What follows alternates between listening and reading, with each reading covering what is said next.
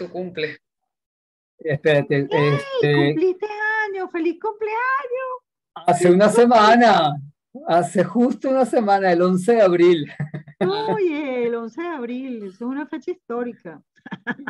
No, no me vaya a decir Mira. que cada 11 tiene sus 13, por favor. Que ya no soporto. Feliz No soporto. cumpleaños, mis mejores deseos para ti en este nuevo ciclo Vamos a de ver. un año. Yo digo que ya no cumplo años. Yo celebro lo que tú quieras, pero años no tengo ya. ¿Qué hiciste? Nada, nada, te lo juro que nada. Me quedé aquí en la casa. Ah, Creo que vinieron a ensayar en la tarde y me trajeron como un mousse de parchita sin azúcar. Las chicas con las que estoy ensayando. No sé si eso fue el lunes o el martes, pero no sé. Tengo los ok. días atravesados. Te tengo que hacer un regalito, chico. No se La vida hay que preocupen. celebrarla. Yo sí la La celebro. vida a mí yo me la gusta mi celebro, pero cumpleaños. los años no los cuento. Sí, yo celebro, a mí me gusta mi cumpleaños. Yo digo, no me, yo le doy. Ya, qué carajo. A mí me dijeron que así como Peter Pan. Bueno, soy como Peter Pan. Me encanta ser Peter Pan. El complejo de Peter Pan. Ajá, pues eso está muy bien. Sí.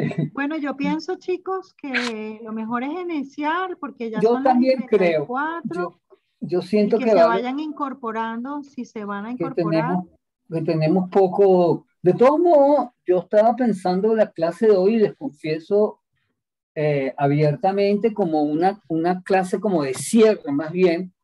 Claro, Ujú, voy a hablar del texto de Armando Rojas que les mandé a sí, leer. No sé si se lo sí. leyeron porque es un texto que me interesa mucho, me gusta mucho.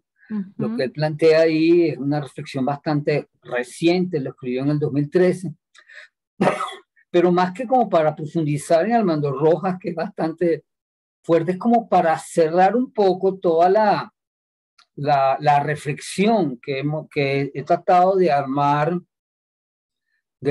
en este curso. Lo uso como excusa como para cerrar la reflexión, que desde el principio hemos estado revisando, o sí, revisando las distintas posiciones con respecto a las vanguardias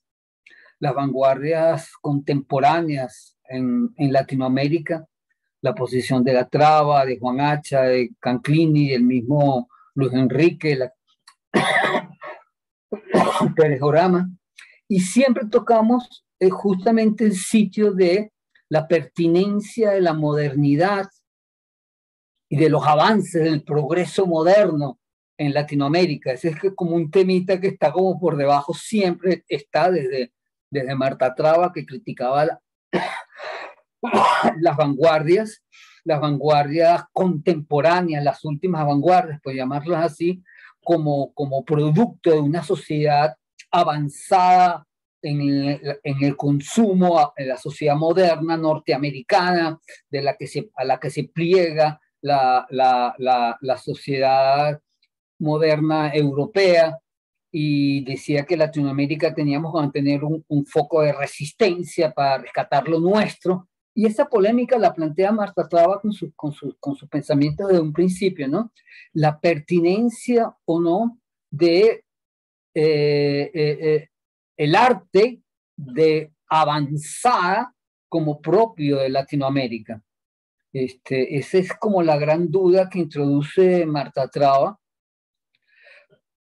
siguiendo la vieja idea que se manejó durante todo el siglo XX de que el arte está enraizado fuertemente con su contexto social, con su ambiente social cultural. Entonces Marta Traba planteaba la idea que, bueno, si el arte es así, de esa manera, en nosotros nada tenemos que ver con las sociedades de consumo, que eso lo que hace es alimentarse a ella misma y el arte actual es sencillamente un regodeo en la sociedad de consumo. Bueno, los textos de Marta Traba, que no voy a repetir, que son revisados justamente por Juan Hacha bajo la misma idea de arte, tomando la noción de que, bueno, precisamente por ser el arte de vanguardia un punto crítico de las sociedades modernas, las nuestras, que somos sociedades en progreso hacia la modernidad, en camino hacia la modernidad, nadie puede negar que eso es lo que queremos nosotros, alcanzar la universidad, que no lo logramos, es otra cosa, pero esa idea la tenemos.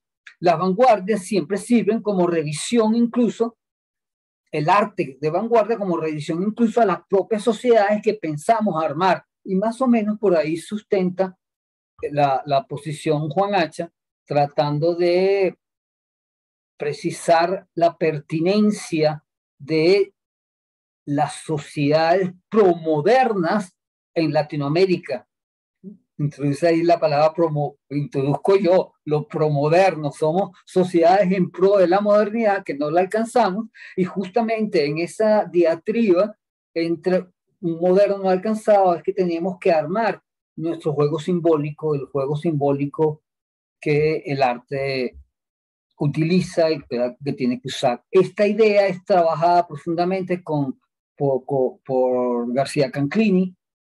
Él sí se ocupa claramente del trabajo, bueno, no lo estudiamos a tanta profundidad, pero cuando plantea las culturas híbridas, justamente somos sociedades híbridas, una mezcla, una mestizaje, como también decía Juan Hacha, cultural, y justamente desde esa confrontación de distintas visiones, de distintas variantes, ninguna superior a la otra, sino todas con criterio de validez, es que podemos entender el arte latinoamericano como un enfrentamiento o un choque o un diálogo, como lo quieran ustedes plantear, entre distintas posiciones sobre la misma sociedad a la que pertenecemos. Y García Canclini siempre está apuntando hacia las expresiones simbólicas marginales, hacia esas que se salen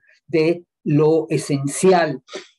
Y claro, la cultura híbrida que ha planteado entonces las culturas híbridas como una posibilidad muy propia en Latinoamérica desde el nacimiento, una cultura mezclada, una cultura mestiza, como también decía Juan Hacha, que de alguna manera se está haciendo, se respira en García Canclini, el tipo de sociedad contemporánea en este mundo tan globalizado. De alguna manera, las culturas híbridas, todas las culturas internacionales, sean latinoamericanas o africanas o de Oceanía o incluso japonesas u europeas, de alguna manera se están convirtiendo en culturas híbridas como una condición propia de esta globalización, que es quizás el tema que yo quiero rescatar en Pérez Orama, justamente qué es la globalización como criterio de hablar de lo latinoamericano, cómo podemos hablar de globalización. Y ya en la modernidad es imposible no hablar de globalización, pero de alguna manera siempre la globalización es una postura política y marca un punto de vista, una visión, y ahí es donde introduce Pérez Uramas la idea de que, bueno, vamos a hablar de globalización, pero siempre desde un sitio como punto de referencia donde salen ver todas las perspectivas que marcan, perspectivas de lectura, perspectivas de visión. Entonces vamos a la globalización, pero vista desde Sao Paulo. Él habla de la Bienal de Sao Paulo y evidentemente lo interesante en Juan H. que más allá de la lectura sociocultural de la obra de arte, él defiende la obra de arte en sí misma en tanto lenguaje propio, cada una con un lenguaje propio que discute o dialoga con las otras versiones. Y aquí se separa un poco de García Canclini, sin negarlo evidentemente, pero se separa un poco Pérez Orama, la idea de el valor del arte en sí mismo como producción de sentido, más allá de las connotaciones sociales, que evidentemente la tienen. Que ahí se sigue una reflexión que le dejo a ustedes. Evidentemente el arte tiene cómo armar esa relación, como el arte que tiene connotaciones histórico-sociales, culturales, es imposible no tenerla, en tanto que es un lenguaje salido de la sociedad, pero apuntando también, según Pérez Orama, a una particularidad de él mismo, a una poética, la llama él, una poética que vale en sí misma y por sí misma, que es la gran independencia de la libertad del arte moderno, que de alguna manera el pensamiento cosmopolita, el pensamiento contemporáneo sigue manejando, la independencia de la obra en sí misma. Y esa es una polémica que creo que está abierta muy fuertemente en lo contemporáneo. El arte que está abierta de la modernidad, pero en lo contemporáneo se hace como más evidente. La pertinencia de la temática sociológica en la obra de arte en sí misma, que es de cual que le da valor al arte, la impronta, la fuerza social que tenga, o el arte, la poética que lo determine como figura. Esa polémica yo creo que es propia, la más propia de lo contemporáneo para abordar lo contemporáneo, que es una polémica que tiene que ver, por supuesto, con las estadísticas, con la distribución, que también lo hemos hablado antes del tiempo, la distribución, la producción de los juegos simbólicos que el arte maneja, que es lo único que nos queda claro, el manejo de los juegos simbólicos como propio de las manifestaciones artísticas, y como en Latinoamérica esos juegos simbólicos manejan demasiadas variantes, demasiadas tensiones o pulsiones, por no decir tensiones, dentro de una cultura tan mestiza como la nuestra, y que ya es prácticamente con el mundo entero, el mestizaje, la globalización se enfrenta ante todo a eso, a lo periférico, a lo central y los periféricos, cómo ordenar desde el centro, desde un centro, como son las redes, de un centro tecnológico, ordenar la variabilidad del mundo. Ese es el gran dilema. No hay en ese intento de centralizar la información un criterio de poder, los famosos poderes oblicuos que hablaba García Canclini.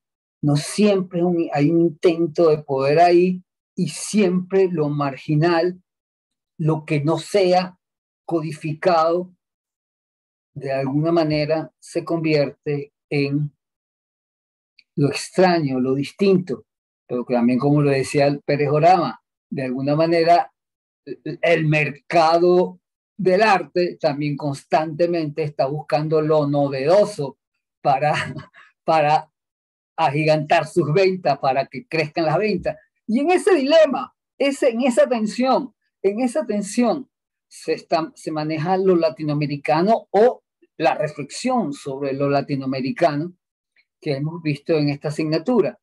Ahora, con el texto este de Armando Rojas, que está escrito en el 2013, él intenta una reflexión desde el ámbito de lo simbólico también, de la creación simbólica, del ámbito del arte, una reflexión sobre lo propio en Venezuela. No vamos a hablar de Latinoamérica, él se ocupa de la imaginería venezolana de alguna manera, y plantea una reflexión que creo nos ayuda como, bueno, digo yo, a lo mejor no ayuda a nada, nos ayuda a pensar algo menos teórico y quizás más anímico sobre, sobre, sobre Latinoamérica o sobre Venezuela. Y justamente el texto se llama El centro y la periferia, que, como he querido plantear este pequeño resumen, o sea, siempre cuando hablamos de centro, nos referimos generalmente ¿a qué? A la certeza. Siempre hablamos del centro del ánimo. Hay que buscar su propio centro. Tenemos que buscar nuestro propio centro. El centro nos da sentido, nos da fuerza, nos da criterio. Yo hago meditación para estar centrado, hago oración para centrarme anímicamente, pero constantemente la apertura hacia afuera nos lanza hacia la periferia, hacia lo otro. Eso que nos pasa psicológicamente a los individuos, Rojas Guardias lo lleva al plano del alma social, por llamarlo de una manera, del sentir social. Cómo es el sentimiento de los venezolanos desde ese sitio. Y voy a leer la primera frase, la primer párrafo que creo que introduce claramente el tema. Dice Rojas Guardia: hay un sentimiento soterrado y a veces muy explícito en nosotros los venezolanos. Más que una conceptualización, es eso, una suerte de sensación, un sentimiento, la sensación y el sentimiento de fracaso. Algo profundo en nuestro sentir colectivo se relaciona orgánicamente con lo fallido, lo truncado, lo abortado, lo desgarrado, lo desviado, lo extraviado, como una flecha que no logra dar en el blanco. Es una imagen contundente, fuerte, dura, que no que vayamos. Claro, la primera pregunta que uno se hace, yo estoy de acuerdo con esto, lo pienso, lo siento. Hay algo aquí que está hablando de el sentir mío como parte de ese colectivo, o es algo que sencillamente lo vemos afuera, pero no necesariamente me toca a mí. No sé si vamos a tratar de ambientar un poco quién es Armando Rojas Guardia. Yo creo que aquí lo conocen, Claudín, Romy, yo sé que Gabriela lo conoce, sabe quién es. No hay más nadie aquí, yo no sé, los que escuchen esta clase después, no sé si conocerán a Armando Rojas Guardia, pero es un caraqueño nacido en el 49, un poeta, ensayista, vivió un tiempo fuera del país. Su papá era un poeta también, pero diplomático, trabajaba en la diplomacia, entonces vivió en Praga, en Haití, en Nicaragua, por los cargos diplomáticos que tenía el papá. Y en el año 67, o sea, él tenía poco menos de 20 años, en el 67, decide hacerse jesuita, se mete a estudiar sacerdocio, ingresó en el seminario de los Teques, que no me acuerdo cómo se llama ese instituto, un seminario para ser jesuita que está en los Teques, de donde salió en el año 71, es decir, estuvo del 67 al 71 estudiando para ser jesuita, pero nunca se hizo sacerdote jesuita. Mantuvo esa estrecha relación con los jesuitas, pero no se ordenó como sacerdote finalmente. Tomó cursos de filosofía, por supuesto, mientras estudiaba para jesuita en la Universidad Católica Andrés Bello, también estuvo en Bogotá, también fue para Suiza, tratando de encontrar esa vocación ministerial, puede decirlo de alguna manera. Se hizo incluso miembro de la comunidad que manejaba Ernesto Cardenal, el sacerdote revolucionario nicaragüense. Él participó, fue a trabajar con Ernesto Cardenal. Era el momento de la unión de los católicos con los movimientos de guerrillas latinoamericanos. Participó, estuvo muy unido con Ernesto Cardenal, a quien respetó absolutamente siempre como poeta, como ensayista y como sacerdote. Y finalmente decide no hacerse jesuita. No sé exactamente cómo lo decide, pero deja su carrera, por llamarlo de alguna manera, de sacerdote, hacia el sacerdocio, y se dedica de lleno realmente a a la poesía, participa en el taller de Calicanto, el famoso taller con Antonia Palacio, en la quinta de ellas, por allá por Altamira, la Castellana, Altamira, taller Calicanto, famoso, donde muchísimos grandes poetas venezolanos entonces participaron con Antonia Palacio, y funda el grupo Tráfico, un grupo muy importante a principios de los 80 aquí en Venezuela, de poesía, que intentaban llevar la poesía al lenguaje cotidiano, al lenguaje de la calle. Armando era como una de las cabezas intelectuales de ese grupo.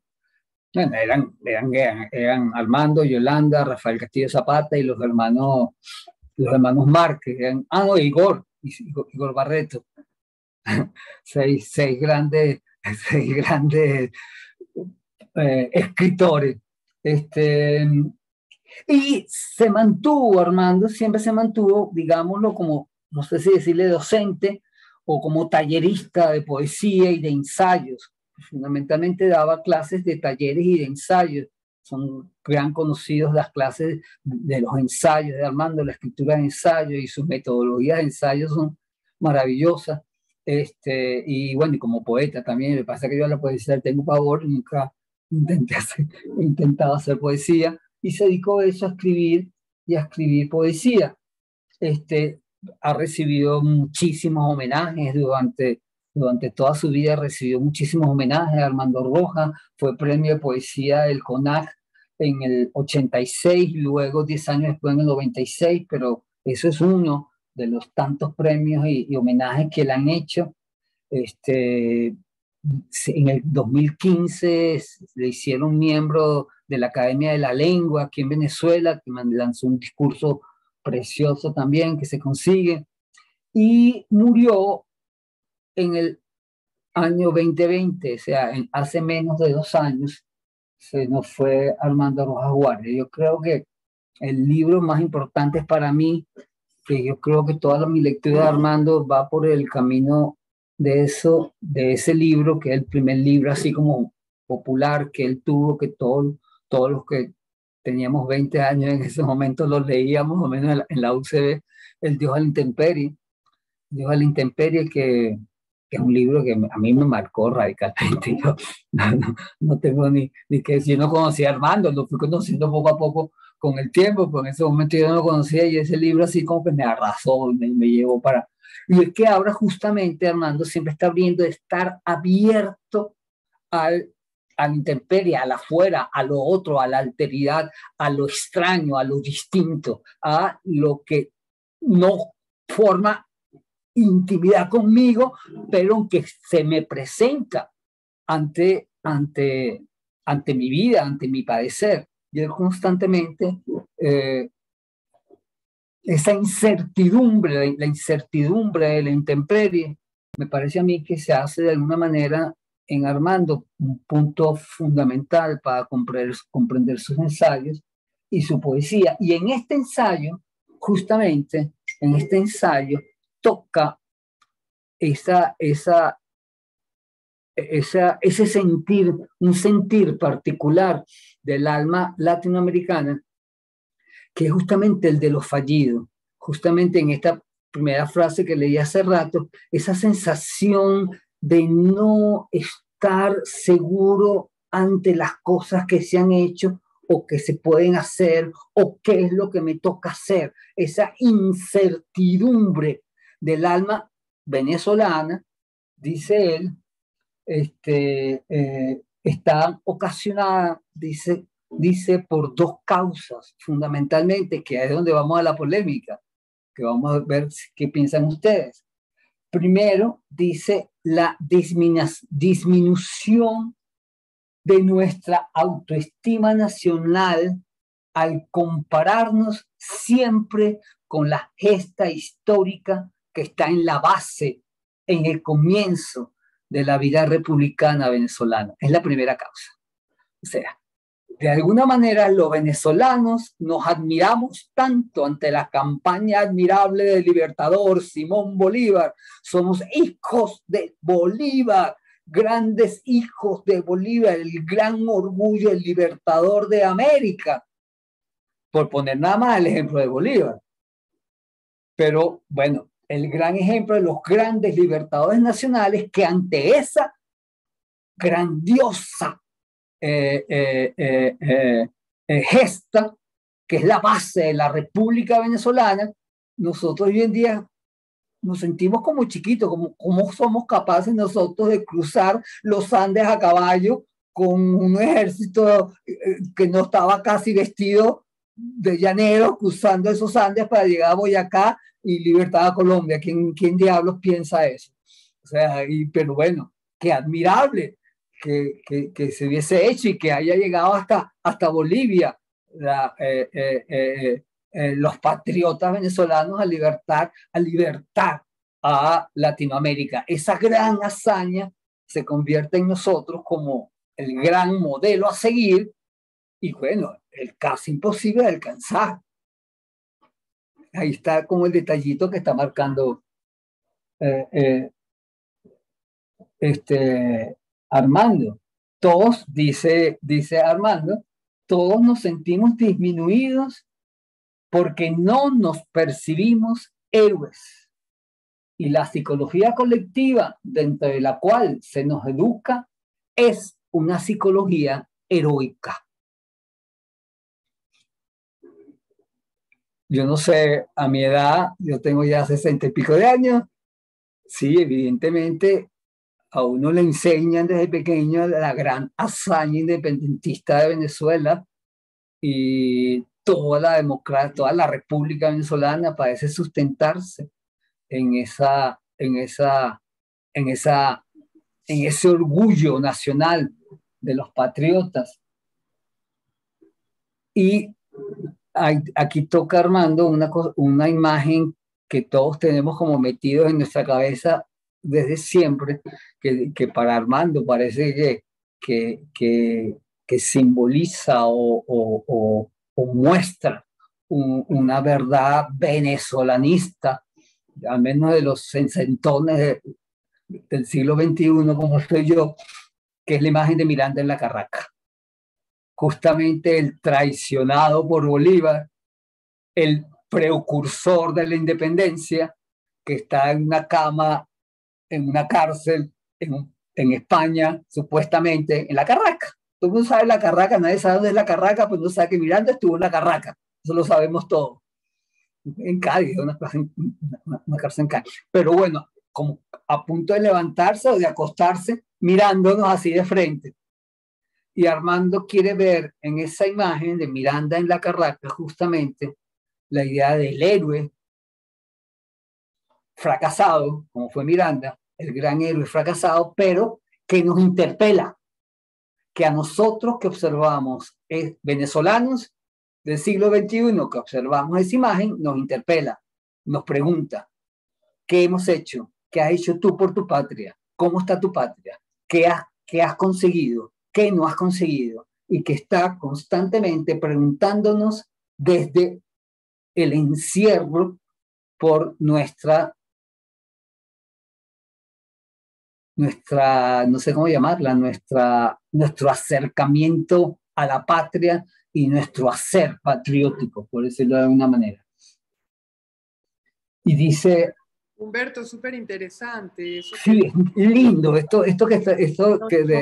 de Rodaguardias es brillante, porque además es súper interesante ahorita, siglo XXI, ver cómo el chavismo, sin entrar en temas políticos, pero o sea, cómo retoma toda esa idea del rescate del héroe como el rescate de la identidad nacional, ¿no? Que yo no tenía para nada eso presente, o sea, yo no me siento así, pero, y fíjate que después en la oposición todos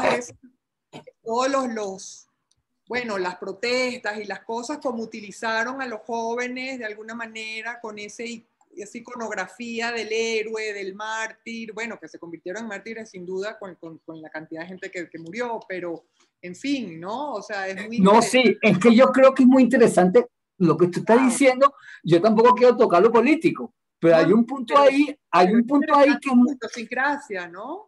Es muy interesante porque los venezolanos sí tenemos, y yo creo que existe, no sé, creo que no sé si por el texto de Armando, pero creo sentirlo, una tensión, una pulsación hacia mejorar algo de la patria, un cariño por la patria lo tenemos todos. O sea, no vayamos solamente a la gesta patriótica, que por supuesto los bolivarianos actuales la han llevado como hasta el extremo. Estamos completamente de acuerdo, nos la han usado muchísimo.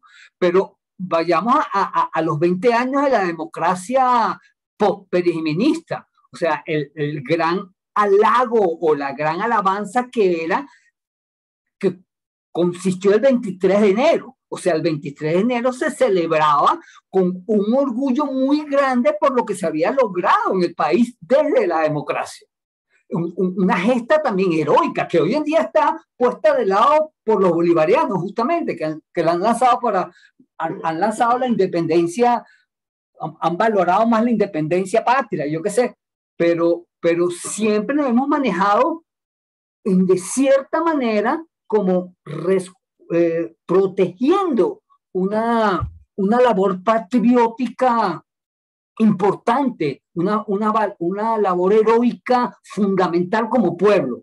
No digamos personalmente o no, pero como pueblo, el valor del discurso heroico parece que ha funcionado y que sigue funcionando, que lo vemos en la política, como bien dices tú, constantemente están las alabanzas a los mártires. De agarrar eso, o sea, y Bolívar como ícono, ¿no? Y entonces también pusieron a Chávez y los ojos en todas partes, o sea, no creo que eso sea al azar, o sea, yo como no creo que ellos hagan nada al azar, me parece muy interesante que tomen eso y lo exalten, y bueno, sin hablar del horror de todo lo que hicieron en la autopista, ¿no? De esos dibujos. Claro, sí, pero vamos también, no solamente a criticar el chavismo, vamos también a hablar de lo otro, de la otra parte, la idea o sea, que lo habla Armando también, la idea de la necesidad de un líder que guíe, de un líder mesiánico. Un líder mesiático, exactamente. un líder que lleve a todas las fuerzas y nos empuje, que hoy en día no lo tenemos en ninguna parte. Hoy en día nos sentimos como en el vacío.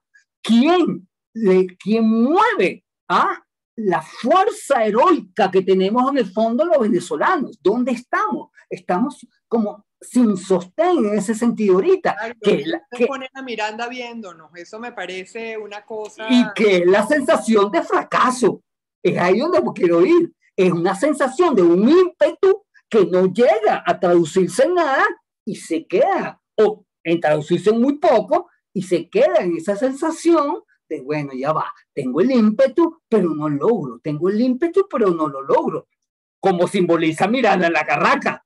O sea, tan claramente, ¿no? Un ímpetu heroico que no logra concretarse históricamente.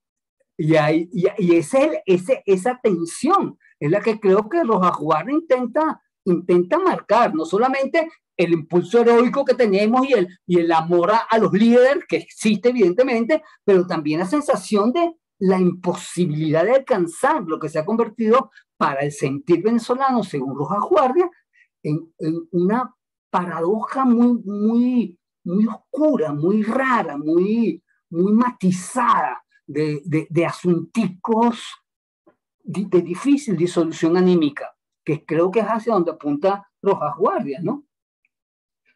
Y dice así, la psicología del héroe tiene mucho de épica adolescente. A mí creo que hay un sitio importante.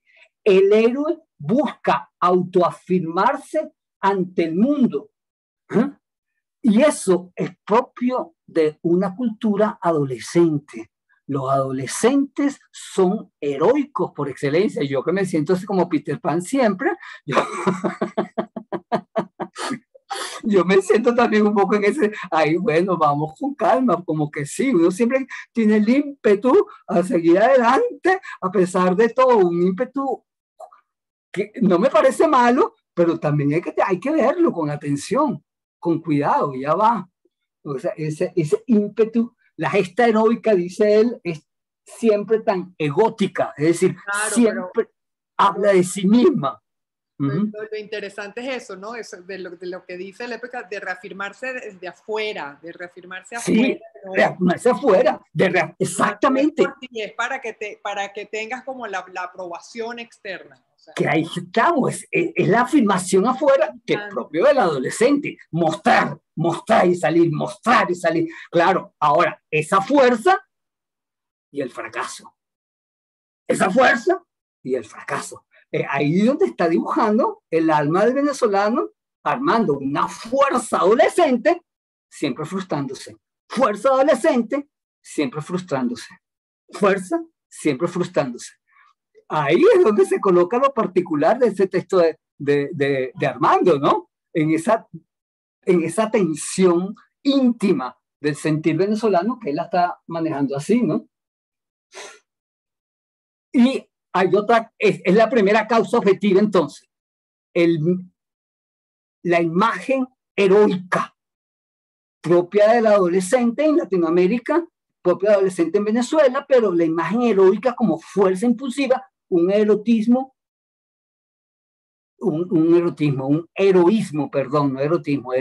disculpe, un heroísmo siempre como medio frustrado, frustrándose. Eso mezclado con otra causa muy objetiva que también analiza o plantea Armando Rojas Guardia, que tiene que ya estar mucho más cercano a lo que hemos hablado durante todo el módulo nosotros, este semestre, que es el problema de la modernidad en América Latina. El alcanzar o no la modernidad en América Latina. Se ha visto a Venezuela al menos como con toda la riqueza petrolera, con toda la riqueza tecnológica que implicó la industria petrolera en Venezuela o la minera. Aquí el país tecnológico en los años 70 de Latinoamérica era Venezuela, el país de avanzada en Latinoamérica era Venezuela hasta los 80, hasta los 90, yo creo que hasta el año 2000 casi. O sea, éramos la avanzada de la modernidad en Latinoamérica precisamente por la cantidad de dinero que nos entraba por el petróleo, la cantidad de dinero que nos entraba por la minería y el positivismo racionalista positivista, el racionalismo positivista que se implantó incluso en los intelectuales como Cabruja, el gran Cabruja, que siempre estuvo tocando las cosas terribles, pero había un positivismo en toda la intelectualidad venezolana que aspiraba realmente y creía casi con fe en que la modernidad sería la solución a los problemas del país. Y la aspiración moderna que evidentemente tampoco terminó siendo tal cual, que primero que todo porque no garantizó nunca o no ha garantizado hasta ahora, incluso hasta ahora, la igualdad social o la justicia social o el equilibrio social, porque eso no existe aquí en Venezuela. Y yo creo que ahora tampoco. O sea, y esa tendencia hacia una idea de mejora justa para todos, igualdad social para todos, oportunidades iguales para todos, que planteaba la democracia venezolana, se ha ido quedando atrás, las cosas van sucediendo, las cosas van pasando y los problemas se siguen manteniendo,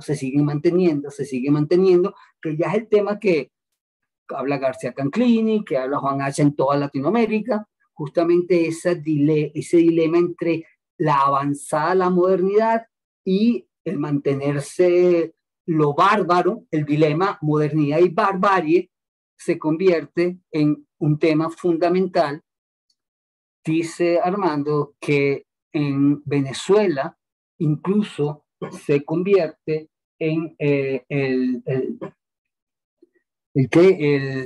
dilema más trabajado en el arte venezolano, en la novela, en la poesía, en las películas, venezolanas en el teatro venezolano es justamente ese dilema entre un intento de avanzada positivista, ¿m? Y una avanzada que nunca llega, y el padecimiento de una avanzada que nunca llega.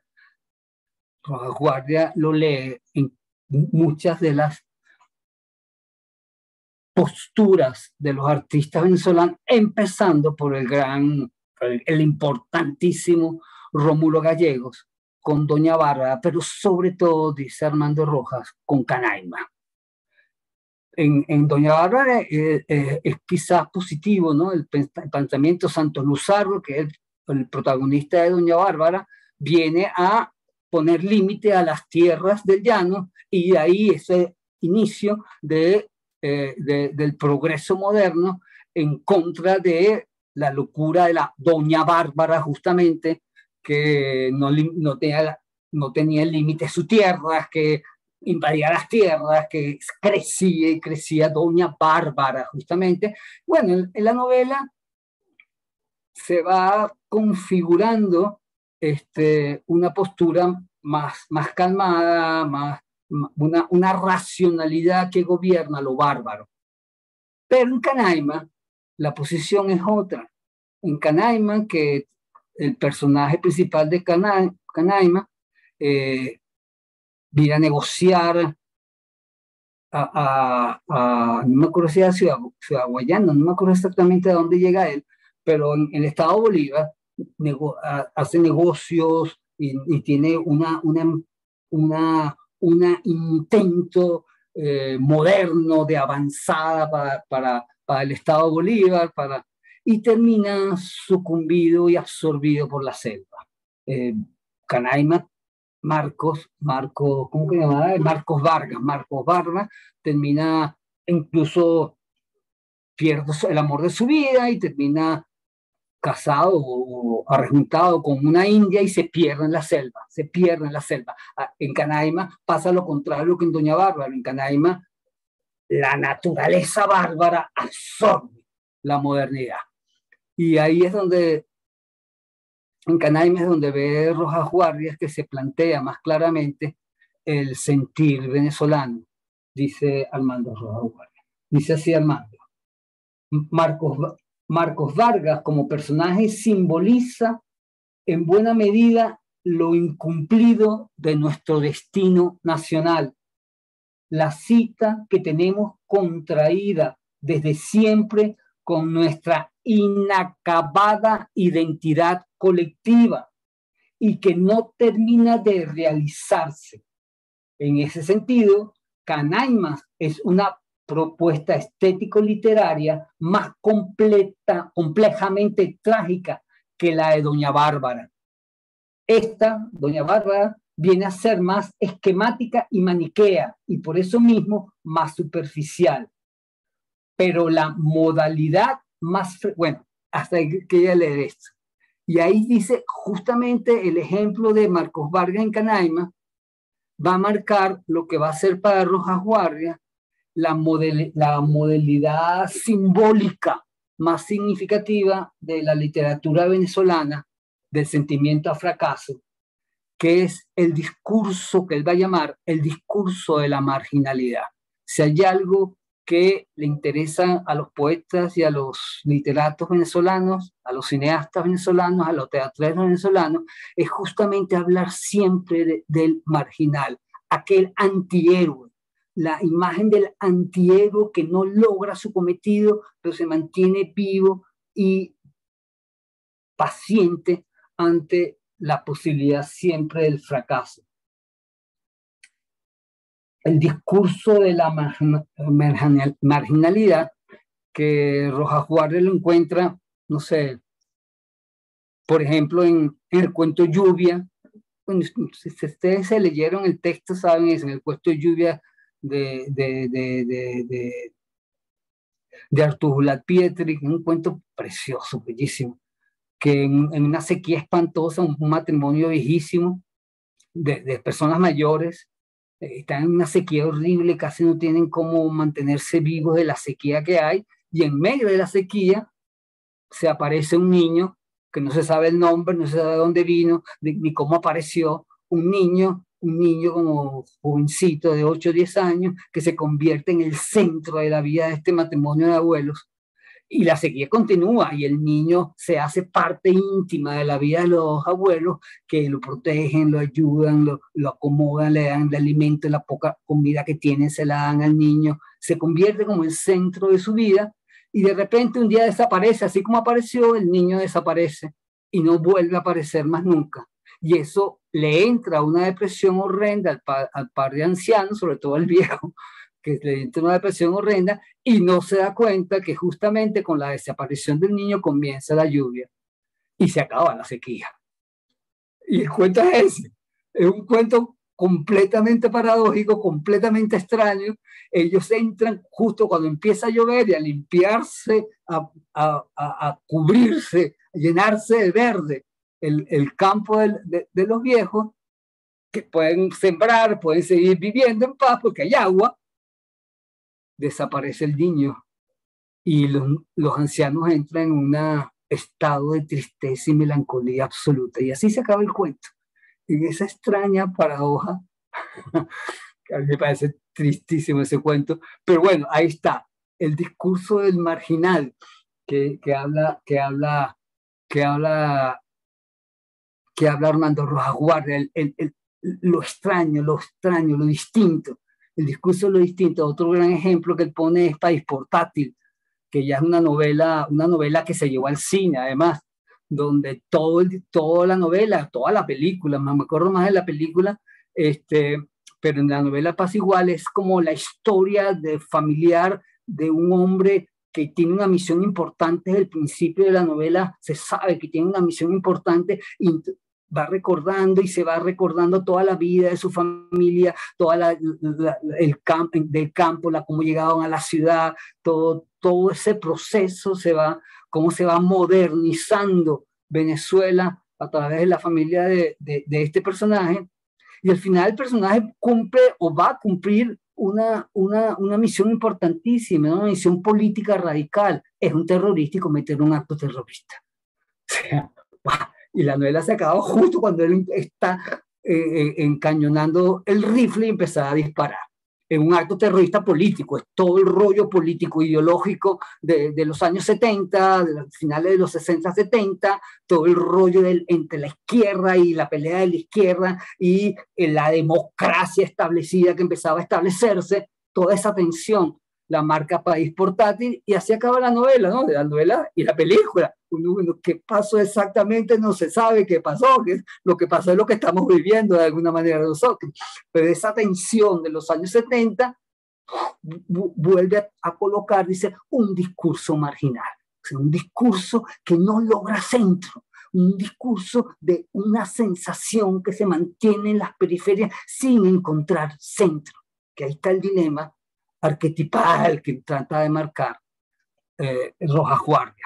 Igual pasa no sé, él pone otro ejemplo, hacia el lejano oriente de Chocrón o Revolución de Chocrón, que es el amor entre un transformista y su representante, el empresario del bar que maneja el lugar donde hace su show el transformista en Revolución, que se llama así justamente Revolución de Chocrón, discurso de marginales exactamente, o quizás El día que me quieras, que es lo más importante, que también lo habla como un discurso de la marginalidad, una familia de vieja alcurnia de la pastora caraqueña, sin dinero, con poquísimo dinero, recibe en su casa a Carlos Gardel, que viene a cantar a Caracas.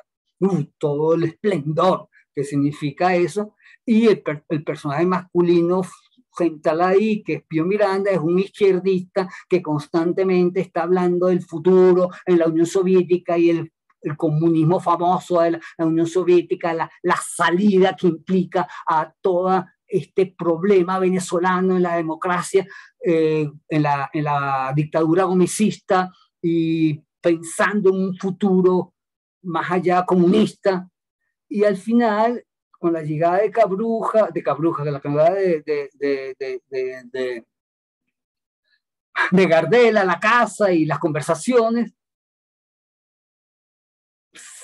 se sobreentiende que que este personaje, Pío Miranda, el famoso izquierdista, era un fracasado absoluto, no tiene ninguna esperanza de salir. Yo creo que hasta impotente parece que era, como a entender un poco eso, que tiene una relación falsa absolutamente con una de las hijas de la casa, que todo este sueño es comunista hoy con la Unión Soviética, es un sueño caído en el vacío, ¿no? Y todo a través de la imagen de un Gardel aparecido en una casa, ¿no? Ahí también otra vez vuelve a decir Rojas Guardia, es un discurso marginal, es el discurso de la marginalidad, el discurso de la periferia, el discurso de quien no tiene centro, que se convierte, según Rojas Guardia, en lo particular del sentir venezolano. Y aquí sí tocamos entonces, Rojas Guardias introduce aquí la voz lírica de Rafael Cadenas, como el que llega al meollo de ese asunto en Venezuela, con dos poemas fundamentales, Fracaso y Derrota, que yo supongo que muchos lo conocen, esos poemas de Rafael Cadenas, que yo quisiera leerlos los dos, pero creo que no vale la pena. Voy a leer el Fracaso, que es quizá menos conocido que Derrota. Pues si quieres leer los dos, porque yo los dos tocan. Lee los dos, por favor, lee los dos. Ok, voy a leer que son una maravilla, sí, o sea, bueno, maravilla, tocan allá adentro, tocan. Voy a leer Fracaso de Rafael Cadenas. Comienza así. Este se ha escrito en el 96. Cuanto he tomado por victoria es solo humo, fracaso, lenguaje del fondo, pista de otro espacio más exigente, difícil de entreleer, es tu letra. Cuando ponías tu marca en mi frente, jamás pensé en el mensaje que traías, más precioso que todos los triunfos. Tu llameante rostro me ha perseguido y yo no supe que era para salvarme. Por mi bien me has relegado a los rincones, me negaste fáciles éxitos, me has quitado salidas. Era a mí a quien querías defender, no otorgándome brillo. De puro amor, por mí has manejado el vacío que tantas noches me ha hecho hablar afiebrado a un ausente. Por protegerme, cediste el paso a otros. Has hecho que una mujer prefiera a alguien más resuelto. Me desplazaste de oficios suicidas. Tú siempre has venido al quite. Sí, tu cuerpo llagado, escupido, odioso, me ha recibido en mi más pura forma para entregarme a la nitidez del desierto. Por locura te maldije, te he maltratado, blasfemé contra ti. Tú no existes. Has sido inventado por la delirante soberbia. ¿Cuánto te debo? Me levantaste a un nuevo rango limpiándome con una esponja áspera, lanzándome a mi verdadero campo de batalla, cediéndome las armas que el triunfo abandona. Me has conducido de la mano a la única agua que me refleja. Por ti yo no conozco la angustia de representar un papel, mantenerme a la fuerza en un escalón, trepar con esfuerzos propios, reñir las jerarquías, inflarme hasta reventar. Me has hecho humilde, silencioso y rebelde. Yo no te canto por lo que eres, sino por lo que no me has dejado ser, por no darme otra vida, por haberme ceñido. Me has brindado solo desnudez. Cierto que me enseñaste con dureza y tú mismo traías el cauterio, pero también me diste la alegría de no temerte. Gracias por quitarme espesor a cambio de una letra gruesa. Gracias a ti que me has privado de hinchazones. Gracias por la riqueza a que me has obligado. Gracias por construir con barro mi morada. Gracias por apartarme. Gracias. Al fracaso. Canto al fracaso. Como, no sé, y justamente dice Armando Rojas Guardia que este es un poema que debían de leernos desde chiquitos en la escuela a los venezolanos. Es así como lo que somos más profunda y radicalmente. Este poema de Rojas Guardia, que como ven es una oda a la humildad y una oda a eso que dice que me encanta, a eso que ha inventado la delirante soberbia, el fracaso, el loser, que también toca esa palabra Rojas Guardia, el loser, el famoso loser, un loser, como si ser un loser no significa justamente en la sociedad moderna mantenerse en la periferia, y es justamente eso, mantenerse en la periferia, ser un loser. Y justamente ahí donde Rojas Guardia intenta encontrar su centro, del ser un loser, encontrar el centro desde la periferia, que implica para la sociedad moderna ser loser, un fracasado.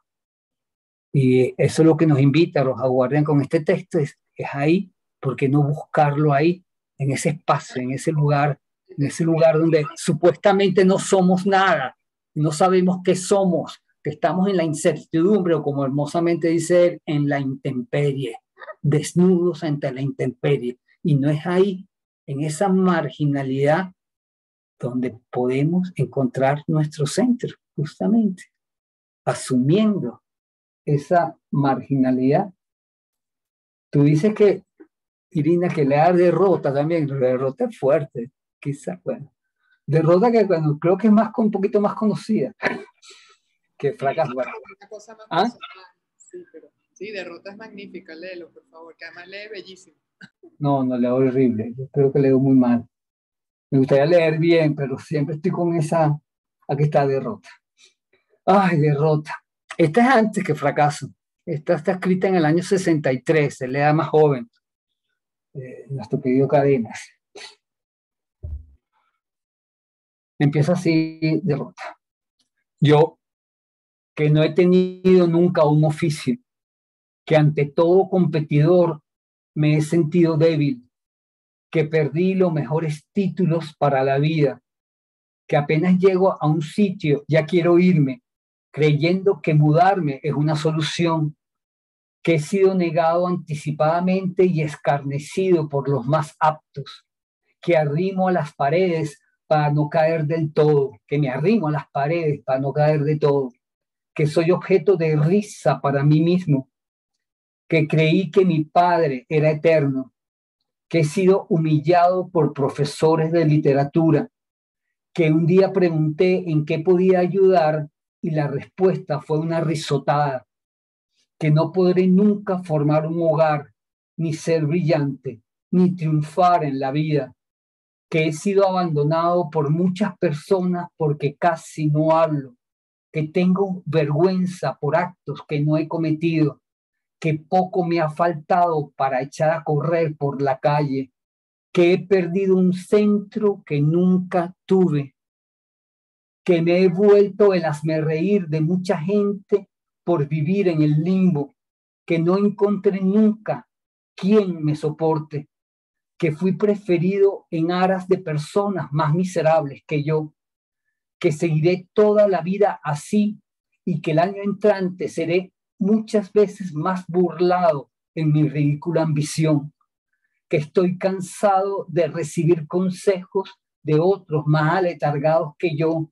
Usted es un quedado, avíspese, despiértese, que nunca podré viajar a la India, que he recibido favores sin dar nada en cambio, que ando por la ciudad de un lado a otro como una paloma, que me dejo llevar por los otros, que no tengo personalidad ni quiero tenerla, que todo el día tapo mi rebelión, que no me he ido a las guerrillas, que no he hecho nada por mi pueblo, que no soy de la FALN y que me desespero por todas esas cosas y por otras cuya enumeración sería interminable, que no puedo salir de mi prisión, que he sido dado de baja en todas partes por inútil, que en realidad no he podido casarme ni ir a París ni tener un día sereno, que me niego a reconocer los hechos, que siempre babeo sobre mi historia, que soy imbécil y más que imbécil de nacimiento, que perdí el hilo del discurso que se ejecutaba en mí y no he podido encontrarlo, que no lloro cuando siento deseos de hacerlo, que llego tarde a todo, que he sido arruinado por tantas manchas y contramanchas, que han sido la inmovilidad perfecta y la prisa impecable, que no soy lo que soy ni lo que no soy, que a pesar de todo tengo un orgullo satánico, aunque a ciertas horas haya sido humilde hasta igualarme a las piedras, que he vivido 15 años en el mismo círculo, que me creí predestinado para algo fuera de lo común y nada he logrado, que nunca usaré corbata, que no encuentro mi cuerpo, que he recibido por relámpagos mi falsedad y no he podido derribarme, barrer todo y crear de mi indolencia, mi flotación, mi extravío, una frescura nueva, y obstinadamente me suicido al alcance de la mano. Me levantaré del suelo más ridículo todavía para seguir burlándome de los otros y de mí hasta el día del juicio final. Rojas Guardia dice que esos poemas debíamos leerlos todos siempre, que el alma venezolana está cantada en la voz de lírica de Rafael Cadenas. No sé qué pensarán ustedes de eso, pero bueno, ahí se los dejo para que lo piensen. Si querían saber qué es ser venezolano. La única manera, dice Rojas Guardia, de revertir esta negatividad, para ponerla, yo la pongo entre comillas, que implica la derrota, porque evidentemente es algo terrible, ¿no? Tener esa sensación de frustración constante, de no poder avanzar, de todo lo que haga termina en nada, en vacío. Yo no sé si esa sensación la sentimos todos los venezolanos. En algunos momentos creo que la siente todo el mundo en todas partes del mundo. También es verdad eso, ¿no? Ahora, que sea lo propio del colectivo venezolano es lo que asusta, porque como sensación particular de cada uno de nosotros, evidentemente que del Japón yo qué sé, hasta Alaska, todo el mundo lo ha sentido en algún momento, juro, porque todo el mundo pasamos por esos momentos de derrota íntima, ¿no? Eso nos ha pasado, al menos un despecho amoroso hemos tenido siempre, alguna vez, digo yo. Pero justamente ahí es en ese discurso de la marginalidad como colectivo social, como alma social, sentimiento de alma social, dice Rojas Guardia que necesitamos hacernos conscientes claramente de eso. Bueno, y aquí están los ejemplos artísticos. Justamente los grandes escritores, los grandes artistas han trabajado esa marginalidad del sentimiento, el sentimiento no aceptado en los juegos simbólicos elaborados en el país. Yo no sé, pensar en no solamente en Rojas Guardia, sino en los propios poemas de Armando. Siempre. Pereira también tiene el de los ¿Perdón? Pereira ¿Quién? también. Pereira. Los bárbaros, que también es un poema fuerte, sí, lo conozco. Y yo estoy pensando justamente ahorita en Ida Granco, por ejemplo, o también en Elizabeth Shon, que es tan dama y tan delicada, Elizabeth Shon, tan delicada, pero siempre está tocando un sitio de fragilidad íntima de la mujer. Hay una pieza de teatro corta que me gusta mucho de ella, que es una mujer que siempre dice sí, sí. Entonces, todo el diálogo está, ella habla con un hombre que la está seduciendo y siempre, siempre sí, sí, sí, sí. Y es solamente diciendo sí todo el tiempo y termina en algo, bueno, de acuerdo a cómo lo maneje uno, al final me parece a mí que ella puede seguir dominando, pero dominando siempre cediendo. Así la interpreté yo cuando lo leí, pero por supuesto, amigas mías feministas me dicen, pero esta mujer está loca, justamente este es el dominio masculino diciendo sí todo el tiempo, ¿no? Sin contradecir todo el tiempo. Estoy tocando eso por tocar a Elizabeth Shaw, ¿no? Cómo nos maneja Elizabeth Shaw, cómo coloca todo también en un sitio bastante ambiguo, ¿no? La fuerza, la famosa fuerza femenina, que la coloca también en un tejido de Elizabeth Shaw.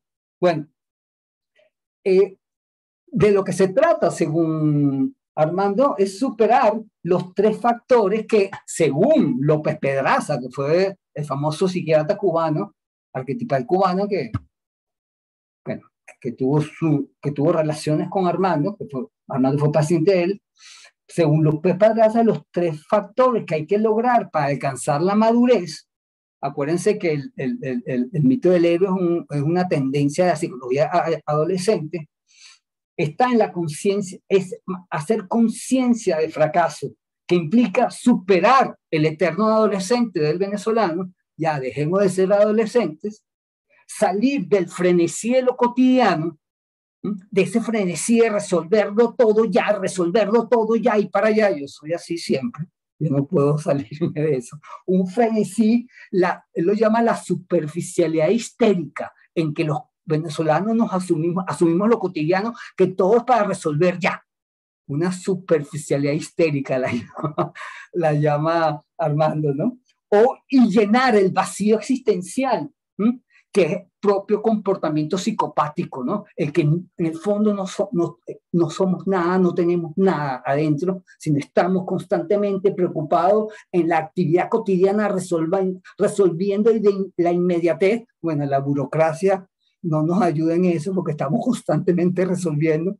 Y digo que en Caracas al menos nos pasamos corriendo para esperar. Corremos y esperamos. Esas son como las dos actividades propias del caraqueño. Correr y esperar. Y correr para esperar y esperar.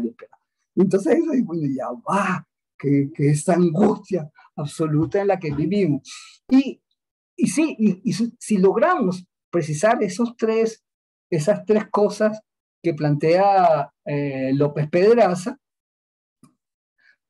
implica entonces, dice Armando, reconocer gustosamente nuestros límites, reconocer nuestras faltas, reconocer nuestras necesidades y transformarlas, si es posible, en creatividad.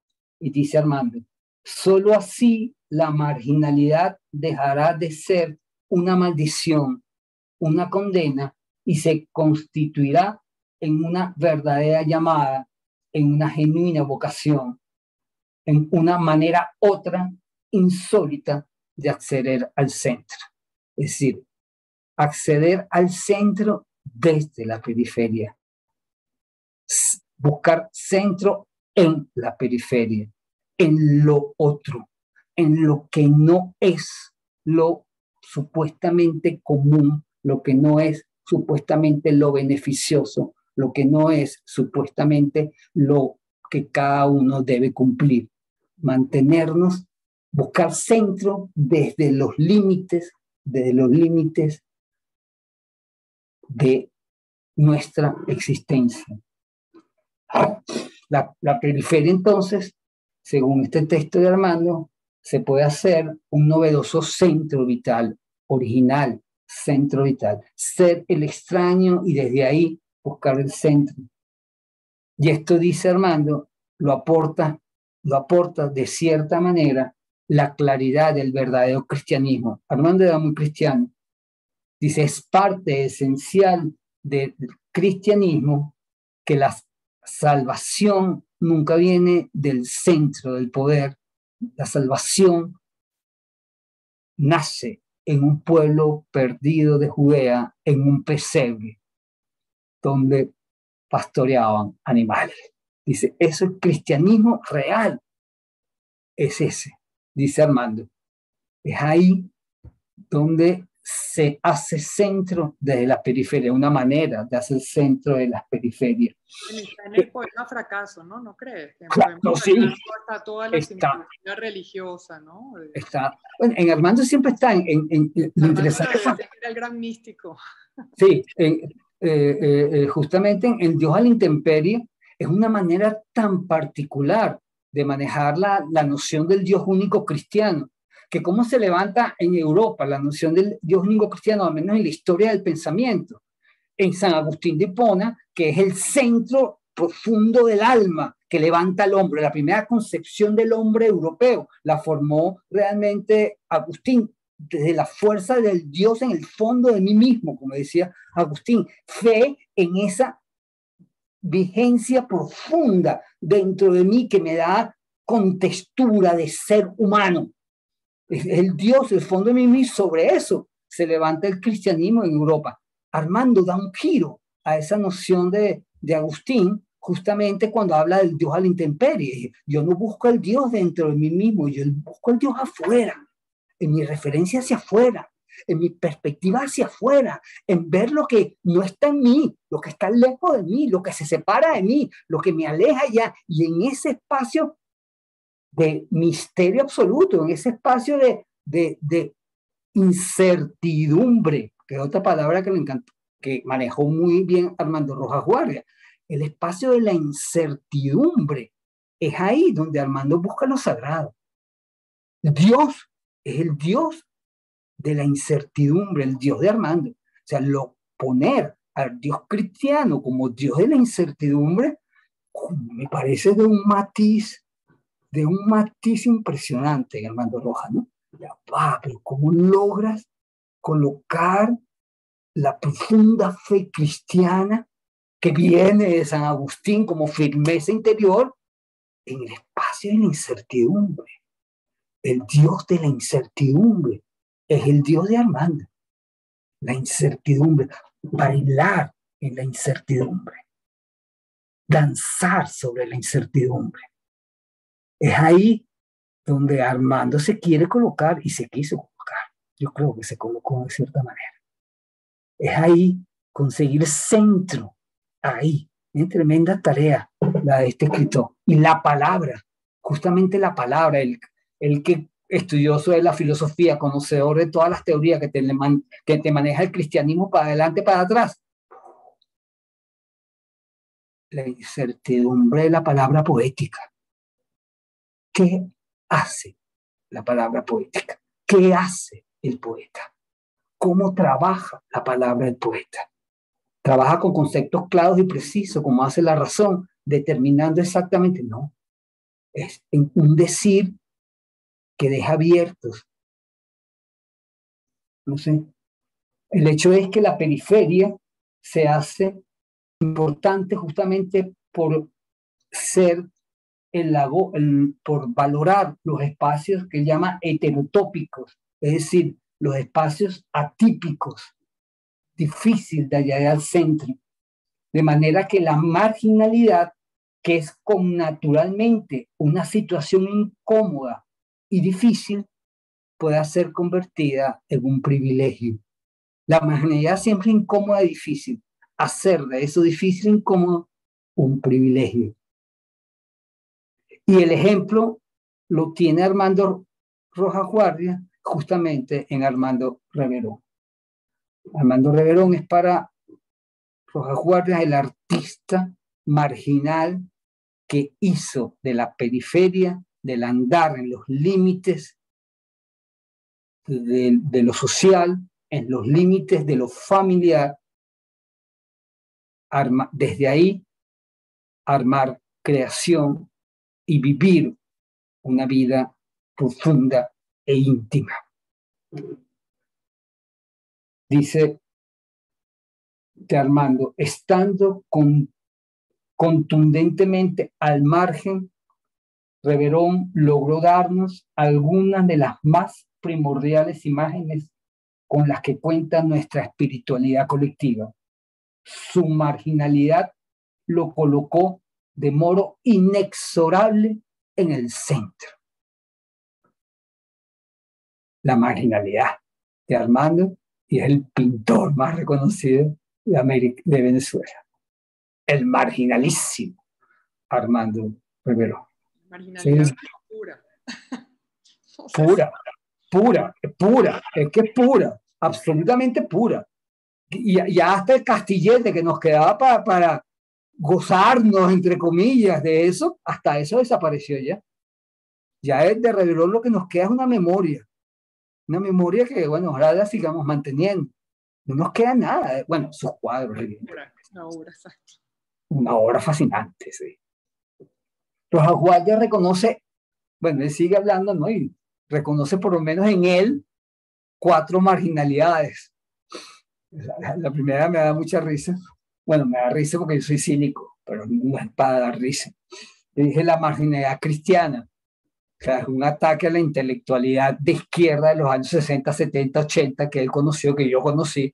Todo el mundo era laico en los años 70, 80. Todo el mundo era laico. Ser cristiano era un pecado absoluto. ¿Quién diablos pensaba ser artista y ser cristiano al mismo tiempo? Eso es imposible. La cristiandad nada tiene que ver con el arte. Ya hoy en día no es tan así. Ya hoy en día eso se ha movido mucho, pero sí entiendo que en los años 70, en los años 80, yo todavía padecí un poco eso. Yo nunca fui cristiano tampoco, yo era de la intelectual laica. Es ahora que me estoy haciendo cristiano con los años, pero él decía, es una marginalidad que en Venezuela es muy propia. La intelectualidad laica no conciben que alguien pueda ser intelectual o artista y simultáneamente católico. Él dice, yo padezco esa marginalidad. También la marginalidad misma de ser poeta, que eso es bueno, que es un padecimiento del que se quejan los poetas desde el romanticismo, al menos, del siglo XIX, dentro de una sociedad productiva y económicamente competitiva. La poesía es la que menos plata da. Bueno, supongo que habrá poetas ricos que se han hecho ricos, ojalá que lo sean y ojalá consigan, todos los poetas consigan plata, pero sabemos que los poetas no viven en el esplendor de la riqueza, al menos con su poesía. Puede ser que hagan otras cosas y lo logren, ojalá. Y también Armando Rojas Guardes dice que vive la marginalidad homosexual, de la homosexualidad, que ya hoy eso también está, bueno, no sé si en Venezuela, pero internacionalmente, y creo que también entre los jóvenes. Los jóvenes ya la homosexualidad no es un tema tan tabú. Sigue siendo tabú bajo ciertos criterios políticos, ciertos criterios sociales y familiares, incluso económicos. O sea, una pareja homosexual no hereda a su pareja de toda la vida, aunque haya estado toda la vida junta. Y eso es cierta marginalidad hay ahí, ¿no? Y que es un tema de difícil solución. Y habla también de una marginalidad muy importante en Armando Rojas Guardia, que fue la marginalidad de ser paciente psiquiátrico. Rojas Guardia tenía que vivir medicado, él sí vivía medicado, tenía problemas fuertes, no me acuerdo si es esquizofrenia, pero tenía problemas fuertes psiquiátricos, y que hizo, según él, que fuese expulsado del ámbito social, del ámbito familiar, marginado del ámbito social y familiar. La locura, de alguna manera, los problemas psiquiátricos, cuando habla de locura, ponen en prueba a los círculos familiares, ponen en duda a los círculos familiares, y por eso se mantiene alejado. Y además, porque la locura tampoco es productiva, los problemas psiquiátricos no son productivos. Implica también, al contrario, gastos que el propio enfermo no está en capacidad de asumir, al menos no siempre. Y él se siente que esa marginalidad le tocó también a él reconocerla y aceptarla. Él terminó muy solo, Armando, y justamente la soledad se convierte en Armando el camino de un destino creador. Dice, así como los monjes, el que quiso ser sacerdote y no lo pudo ser, él terminó siendo un solitario que trabaja en soledad con sus cosas, salía a dar talleres de vez en cuando, recibía muy pocos amigos, a veces se perdía por la calle, según cuentan los que lo conocen, los que lo conocieron bien. Pero lo interesante en Armando Rojas Guardia es que lo que para él fue un destino, que son sus posiciones marginales, su destino, su destino fatuo, su destino trágico, el destino trágico, que saben que es imposible de evadir, que lo que hay que reconocerlo, él sí asume que el reconocerlo y trabajar en él, sí es decisión de la voluntad. Es uno, él, a voluntad, reconocer que su destino es esas 4 marginalidades. Y ese reconocimiento, el que permite hacer del destino terrible, que puede ser la marginalidad, centro de creación, centro de procesión interna, centro de ánimo interno. Y esa decisión sí es personal. El que seamos marginales quizás un destino de los dioses, de pruebas divinas, no sé, quién sabe lo que será. Pero no hacer de eso un horror, sino hacer de eso un espacio de recuperación consciente interior, Armando, el trabajo con la palabra, el trabajo con los intemperies, que yo lo traigo siempre. En ese discurso Armando toca de lo más afectivo hasta lo más intelectual. Él pasa de las cosas más íntimas hasta las cosas más intelectuales y él tiene capacidad para armar argumentos lógicos y demostraciones lógicas y capacidad para describir y analizar los sentimientos más particulares y matizados. Y ese es un trabajo que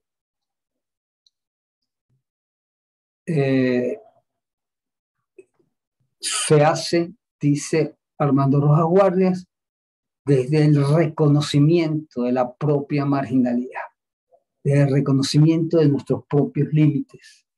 Las consecuencias de un destino a ser cumplido por las condiciones anímicas o las condiciones psíquicas dependen del nivel de aceptación de ese destino, y eso sí está en cada uno de nosotros. Y dice él, de mí depende y de nadie más que mi soledad se degrade a un individuo militante, sordo y ciego frente a las heridas sangrantes de mi entorno, o por el contrario, venga a ser una soledad poblada de presencias amadas, llenas de atención, de tacto y de delicadeza ante el dolor ajeno. Abrirse al otro, que ha sido la postura siempre de Armando. Creo que en Armando la poesía o la actividad creadora, como en Armando Reverón, se convierte en una verdadera posibilidad de abrirse a la alteridad. Y no solamente para indagar en el fondo de él mismo. En el fondo de él mismo lo que va a encontrar son sus marginalidades. Y desde esas marginalidades proyectarse, como de Sao Paulo se proyecta la Bienal de López Pedraz, de Pérez Joramo al mundo, bueno, desde la personalidad del poeta, abrirse a lo exterior. Y si les quería leer, para cerrar esto, un texto de Armando que está en un bellísimo ensayo que también se consigue fácil en internet, que se llama ¿Qué es vivir poéticamente? No se lo voy a leer completo, pero sí 2 párrafos. Dice así, Armando. Vivir poéticamente es cultivar la dimensión simbólica de la conciencia, aprender a adiestrarse más y más en una verdadera hermenéutica simbólica de la realidad, para la cual los objetos, las situaciones y los hechos son sacramentos que incesantemente remiten a un orden trascendente. Se trata de la sacramentalidad de la realidad creada, los objetos, las situaciones y los hechos, empezando por los más cotidianos, sacramentalizar el orden y la belleza del universo. Se vive poéticamente al captarlos de esa manera y encararlos así. Vivir poéticamente es aprender a vivir estableciendo continuas relaciones analógicas entre los objetos aparentemente más disímiles y entre los más diversos órdenes y planos de la realidad. Que el eje de toda la propia actividad psíquica sea esa permanente metaforización. Detrás de esta actúa como postulado ontológico la comprobación ya postulada, establecida y estudiada por la física cuántica de que el universo entero es una totalidad orgánica, de que todo está conectado con todo, de que todo interactúa con todo. Armando Rojas Guardia, y esa es la recomendación que da Armando ante la dilema de la periferia y el centro. Aceptar la periferia y asumirla desde ahí, la apertura a la alteridad. Y no sé si con esto cerramos de alguna manera el ser latinoamericano, que es el tema que nos tocó este módulo, que hasta ahora, no sé, no hemos hablado de teorías y todo, y déjame tocar por lo menos en la última clase algo que no es tan teórico, sino más sensible, ¿no? Claro, desde la teoría podemos hablar de que Armando tiene razón en esto no, pero creo que toca un sitio importantísimo que de alguna manera también explica esta ambigüedad teórica que hemos tenido los latinoamericanos o los venezolanos para hablar de nosotros mismos, que creo que es un tema que nos cuesta trabajo a los venezolanos, hablar de nosotros mismos. Los poetas lo hacen, los escritores lo hacen, pero nosotros venezolanos como que no nos gusta mucho, como también lo dice, yo al menos, me voy a hablar de Humberto Ortiz, acostumbrado, yo tengo que resolver, y yo trato de resolver. Lo que me pasó con esta clase, ayer me puse a hacer esta clase, desde las 5 a las 7 de la noche perdí el documento que tenía escrito, 2 horas de trabajo. A las 7, 8 de la noche, Dios mío, ¿qué hago ahora? Bueno, me voy con el esquemita original que tenía, que ese sí estaba por ahí, y daré la clase con el esquemita original a ver cómo me sale. Claro, lo volví a repasar, ya estaba de acordarme, pero bueno, me tocó lanzarme la incertidumbre. Creo que la teoría llevada a la práctica, Humberto. La teoría a la práctica. Claro, entonces me acordé que tenía los poemas, que tenía este texto de Armando por ahí. Déjame ver cómo con esto lo voy a traer y lo pongo, a ver cómo se me ocurre. Porque yo creo que cerrar con Rojas Guardia es increíble, sí. Porque, o sea, resume todo eso que venimos viendo como desde ciertos extremos, ¿no? Marta Traba con su super izquierda y todo, y de repente... Sí. Hablar con esa humanidad, ¿no? De la marginalidad y de todo. Sí, que no contradice para nada los grandes textos de García Canclini, por ejemplo, que es tan teórico, tan sociológico, hablar de la marginalidad y la importancia, no lo contradice para nada, pero coloca justamente un valor íntimo a esa marginalidad que tanto respeta García Canclini, ¿no? Que tanto quiere proteger García Canclini. Justamente en la marginalidad está la posibilidad real de centro, de un centro íntimo, de profundidad, de profundizar en la intimidad. Y claro, es decisión de cada cual. Yo desde mi marginalidad rechazo el resto del mundo y me coloco en un ermitaño, o, como dice él, o aprendo desde mi marginalidad a recibir al otro también tan marginal como yo, tan posiblemente marginal como yo. Siempre es una posibilidad. abierto a la intemperie y a la incertidumbre. Y yo creo que eso es importante también para hablar de los latinoamericanos. Bueno, no hemos logrado saber quiénes somos todavía. Estamos en eso. Estamos en eso. Y en eso nos fajamos. Y mientras nos fajemos y no nos deprimamos o nos encerremos y no queremos saber nada de nadie afuera, córtenle la cabeza a todos los españoles. Decreto de guerra muerte. Españoles y binarios con contacto con la muerte. ¿Cómo se interrelacionan todas las clases del diplomado, Humberto? Porque justamente en la última clase con Rafa, sí, vimos el manifiesto, digamos, de Venezuela, y es vergonzoso, pero habla de toda esta cosa idiosincrática, ¿no? O sea, entonces todo empieza como a hilvanarse, a tener un sentido, o sea, la comprensión, ¿no? Y el análisis, bueno, en este caso de la cultura, de la poética, o sea, de todo sí. eso intelectual.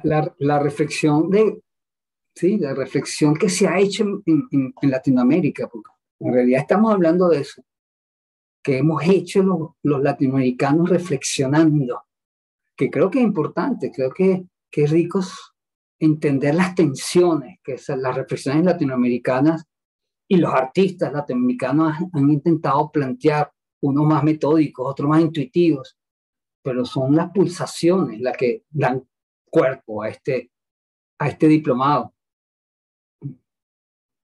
Conozco bien a Rafa, me imagino por dónde estará él metido, que siempre me peleo con él, de paso. Pero nos conocemos bien, sí. No sé, muchachas, porque son todas muchachas las que están aquí hoy, chicas, yo no tengo mucho más que decir en estas clases. Espero haberles ayudado, servido para algo, si no, que por lo menos se hayan divertido un poquito conmigo.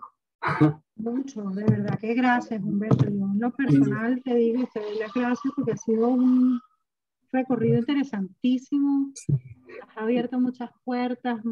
Por supuesto que es una pildorita para todo lo que se ha hablado sobre Latinoamérica, ¿no? Es así, 4 o 5 pensadores que más o menos en mí arman una línea, pero hay cantidad de periferias alrededor de ellos que, bueno, algún día trataré de ir metiéndolas en mis clases. Siempre tengo por ahí cositas que... Bueno, se aceptan recomendaciones de lectura por el chat de pronto justamente de esas otras, otras visiones que uno puede más o menos tratar de indagar, ¿no? Nunca con tu profundidad, pero por lo menos tenerlos presentes. Vale. Sí, y bueno, y yo espero sus regalitos hacia mí, que me manden cositas que me interese leer, que me guste leer. Lo espero con mucho cariño, abierto, completamente abierto. Intento estar. A veces uno también tiene sus poderes oblicuos aquí metidos. Humberto, sí, a mí me gustó mucho el enfoque, ahorita que acabas de hablar de que la selección de cómo fuiste planteando todo el recorrido, creo que al final son como 5 personajes, es Marta Traba, terminamos Marta Traba, Juan Hacha, Calclini y Pérez Orama, y bueno, y el epílogo de Armando. No, pero el epílogo, no tienes idea lo maravilloso que es este cierre, o sea, me dejó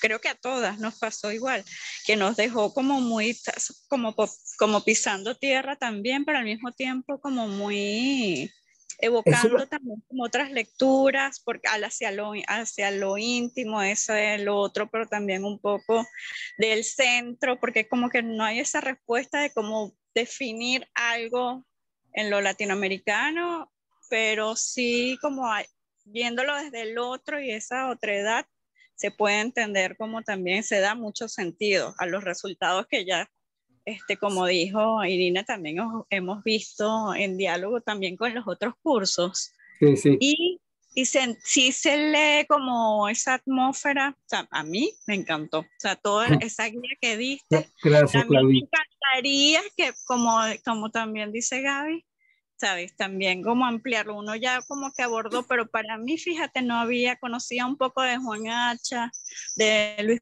Perograma, también un poco, pero no había este recorrido que nos planteaste en este curso.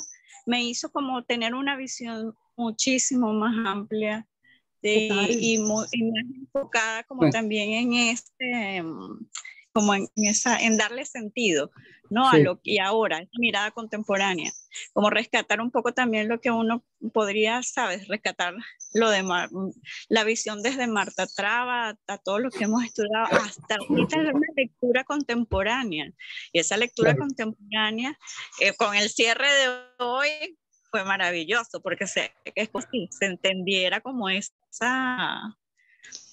la diversidad y el ejemplo. Sí. Yo durante la clase había pensado en Reverón, incluso me vino como ese aire, después lo nombraste y dije, bueno, sí, se lee mucho. Sí, y bueno, agradecida, súper. No, gracias a ti. Yo solo quería comentarte, sí, justamente a mí, yo no tenía a Armando Rojas Guardia como epílogo de estas clases. Yo le dedicaba 3 clases al texto de Perejorama, que a mí me encanta ese texto, y además que intelectualmente se abre muchísimo. O dedicarle 3 a García Canclini, que también es un personaje con una teoría tan vasta. Entonces yo jugaba antes un poco a eso, pero cuando se murió Armando, justamente hace 2 años, me puse a leer ensayo de Armando y me topé con esto, por pura casualidad. Y no. Y además un texto del 2013, más contemporáneo que esto no hay nada, más contemporáneo incluso que casi que la Bienal de Sao Paulo de Perejorama. O sea, esto lo tengo que meter como epílogo a mi casa, porque como dices tú, Claudine, sí creo, a pesar de la incertidumbre que emplana, Armando nos deja un piso anímico, nos da un piso anímico, un piso sensible, sobre el cual podemos especular y podemos lanzarnos en las teorías más profundas, como hace Juan Hacha, que es el teórico más puro casi de todo, ¿no? Que se lanza esa teoría o políticamente lanzarnos con Marta Traba, una posición contraria a ella o a favor de ella, lo que tú quieras. Pero creo que hablar de lo anímico que lo plantea Rojas Juárez, claro, usa la imagen de Miranda en la Carraca, usa Reverón, y esa es mi excusa plástica. Son 2 imágenes que simbólicas muy fuertes en Venezuela, como para dejarla de lado, porque casi todos los ejemplos son de literatura y bueno, la poesía de Cadenas, ¿no? Pero que estén esas imágenes ahí, bueno, pues esto me da base incluso pictórica en 2 pinturas fuertemente latinoamericanas venezolanas, además, que son la pintura de Reverón y bueno, Miranda en la Carraca, que dime que venezolano no conoce Miranda en la Carraca, que ni siquiera sabemos dónde es la Carraca, pero Miranda está en la Carraca siempre. Metido en nuestra psique como si fuera eso, como lo que es, un arquetipo muy claro para nosotros, me parece a mí. No sé los jóvenes cómo estará, pero hasta mi época era así. Yo supongo que ustedes, que son 2 generaciones más jóvenes que yo también. Miranda en la Carraca está ahí. Y por eso quise cerrar. Me pareció que me cayó como anillo al dedo esto para esta clase, Armando. Pues con esta clase le doy más contextura a todo el diplomado, me parecía a mí. Sí. Lo pensé bastante, pero no, sí lo voy a hacer. Y a veces tengo intención de quitarlo, pero casi lo hago este semestre, pero ay, no lo voy a dejar. Hay una cosa que no lo puedo dejar, porque es que le das, como dices tú, canal, le da base a toda la especulación intelectual, que es mucha, la especulación intelectual que armamos nosotros aquí es mucha, sí. Es grande, es mucha. Sí. Le da también una escena local, un escenario local y también íntimo, que yo pienso que sí, es como cierre, Humberto, de verdad que sí, se siente muy bien eso, de verdad, hay un cierre en esa última clase. Bueno, y entonces espero vuestros trabajos, como dicen los españoles, vuestros ejercicios, trabajos suena muy feo, vuestros juegos escritos. ¿Hasta qué fecha? ¿Hasta qué fecha tenemos? Yo estoy en eso. Sí, hasta la fecha yo te la di el otro día, Romy, pero no me acuerdo, creo que es el 25, 26. 28, ¿no? Dice hasta el 29, hasta el 29. Hasta el 29, en la semana de arriba. Exactamente. 29. Yo tengo que entregar notas al coordinador el 29. Ok. A mí mismo me tengo que entregar notas. O sea, pues ya lo más profesor. O sea, si lo entregan el 27 por ahí, mejor para mí, antes del 27. Dime, Humberto, me Gabriela. estaba diciendo Lore, porque ayer hablamos de eso, que no, que efectivamente tendríamos hasta el 29 porque ustedes deben entregar la semana siguiente. Ah, ¿verdad? Que esto es Lorena. Sí. Lorena es la jefa de esto, no soy yo. Ah, bueno, entonces Sí. chévere. Ah, bueno, Ella gracias me a decía Lorena. que las notas ustedes las pueden entregar la El semana 30. los primeros días de mayo, exacto. Sí, los primeros de mayo. Ok, chévere. Exacto. Ay, gracias. Que se me dio No, acordar menos mal. Menos mal, es que yo no soy Para coordinador. todos.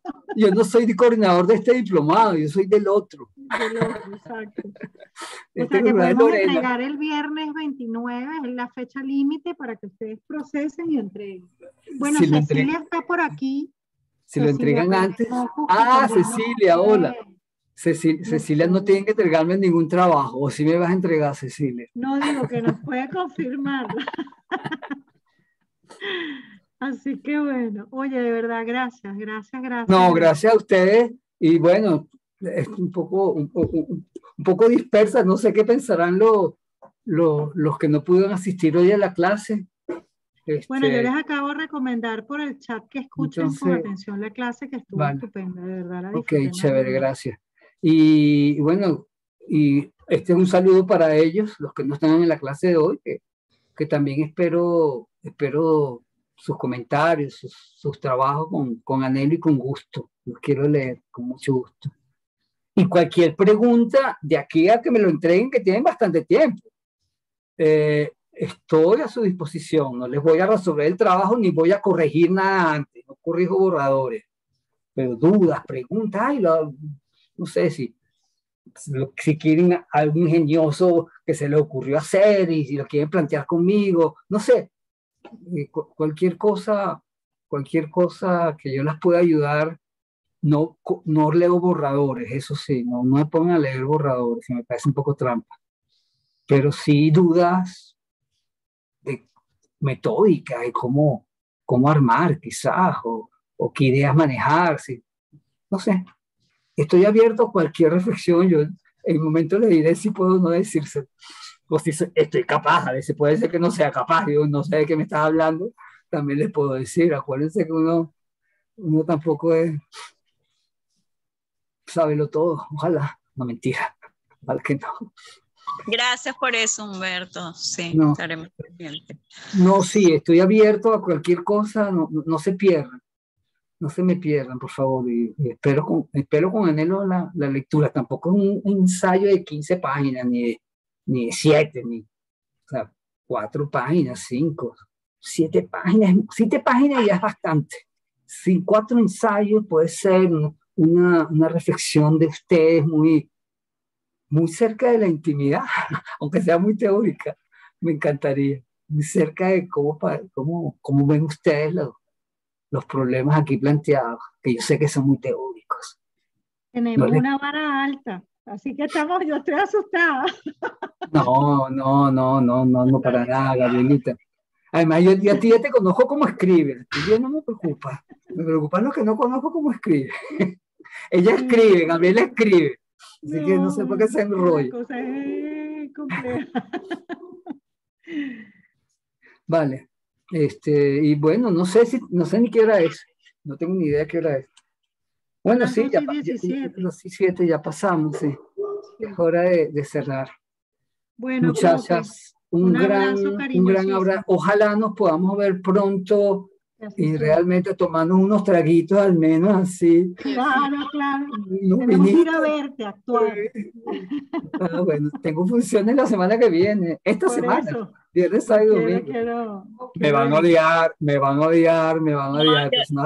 El personaje es horrible. Ya te vamos a ver. Tengo pendientes de ir a ver.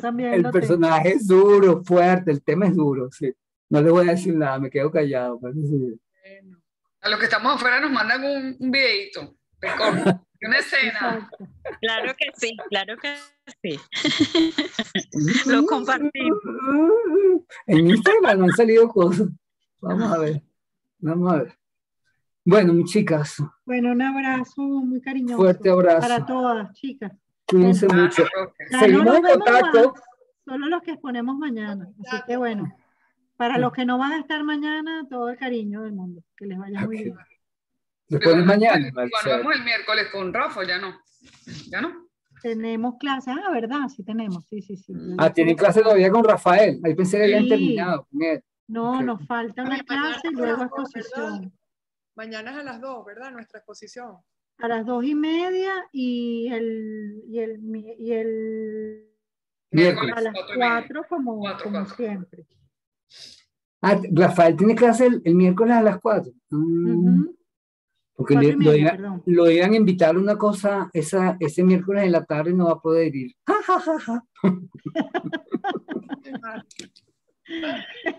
Yo sí voy.